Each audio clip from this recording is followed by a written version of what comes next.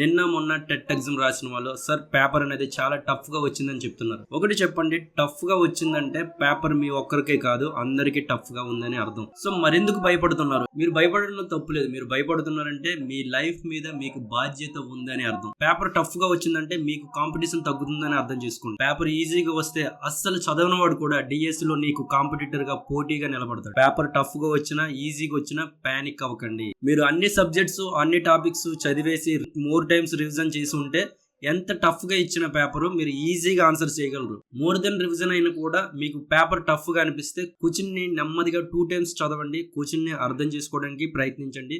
Question లోనే మనకు answer hint అనేది ఉంటుంది, జాగ్రత్తగా గమనించాలి. బట్ ఒక్క క్వశ్చన్ కి 1 minute కంటే ఎక్కువ టైం ఇవ్వకండి. టైం మేనేజ్మెంట్ అనేది చాలా ఇంపార్టెంట్. ఈ టైం మేనేజ్మెంట్ లేకపోతే నీకు వచ్చిన బిట్ కూడా రాంగ్ పెడతావు. టైం మేనేజ్మెంట్ అనేది చాలా ఇంపార్టెంట్ ఎగ్జామ్ హాల్లో. ఈ టైం మేనేజ్మెంట్ మీరు చేయాలంటే ఖచ్చితంగా ఎవ్రీడే మీరు మాక్ టెస్ట్ చేసి ఉండాలి. టైం మేనేజ్మెంట్ అనేది అక్కడ నుంచి అలవాటు అవుతుంది. అందుకే నేను ఎప్పుడు చెప్పేది ఏంటంటే మాక్ టెస్ట్లు ఎవ్రీడే చేయాలి, లేదా 3 days వన్స్ అయినా మాక్ టెస్ట్ చేయాలని నేను చెప్తా ఉంటాను.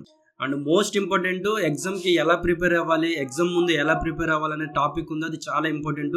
100% జాబ్ రావడానికి ఈ టిప్ అనేది ఉపయోగపడుతుంది. కానీ ఇప్పుడు ఇది వర్కౌట్ అవ్వదు. డిఎస్సికి అయితే ఆ టాపిక్ గురించి చెప్తాను. అండ్ నేను చెప్పే కాంపిటేటివ్ ఎగ్జామ్ టిప్స్ మీరు మిస్ అవ్వకుండా ఉండాలంటే వెంటనే మన ఛానల్ సబ్స్క్రైబ్ చేయండి, ఫాలో అవుతూ ఉండండి, లైక్ చేయండి, కామెంట్ చేయండి. 2025 మెగా డిఎస్ లో నేను చెప్పిన టిప్స్ ఫాలో అయ్యి జాబ్ అయితే సాధించారు. వాళ్ళని కూడా నెక్స్ట్ వీడియోస్ లో మీకు ఇంట్రొడ్యూస్ చేస్తాను.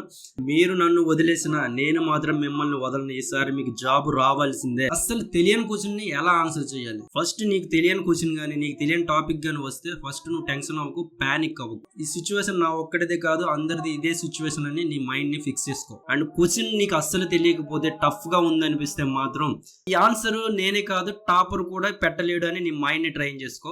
కాంపిటేటివ్ ఎగ్జామ్స్ అనేవి ఇంటెలిజెన్స్ తో పాటు స్టెబిలిటీతో రాయడం అనేది చాలా ఇంపార్టెంట్. కండ బలంతో పాటు గుండె బలం కూడా చాలా ఇంపార్టెంట్ అనమాట. మీరు స్ట్రాంగ్ గా మైండ్ ని స్ట్రాంగ్ గా స్ట్రెస్ లేకుండా డిప్రెషన్ లోకి వెళ్లకుండా కూల్ గా క్లీన్ గా రాయండి. మంచి స్కోర్ అనేది వస్తుంది. ఫ్రెండ్స్, ఎగ్జామ్ ని మీరు కంట్రోల్ చేయాలి కానీ ఎగ్జామ్ మిమ్మల్ని కంట్రోల్ చేసే విధంగా పానిక్ మాత్రం టెన్షన్ మాత్రం పడకండి.